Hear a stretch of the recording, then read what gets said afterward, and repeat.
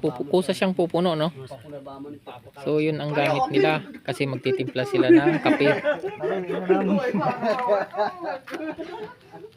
So pakukuluan nila yung tubig gamit ang plastic bottle.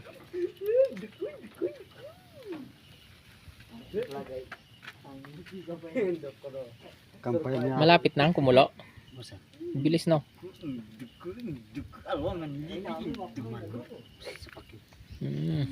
Okay ah. Ayan na. Napupuno na.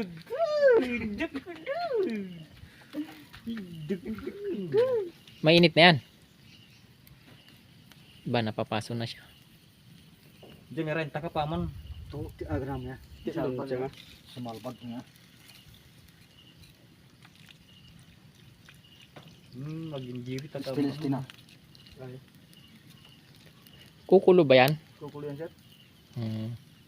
Sige, tignan natin yung kulo niya mamaya. Yan na, sir. Malap na, sir. Mapupuno na naman, oh. Kasi na-deform yung ano.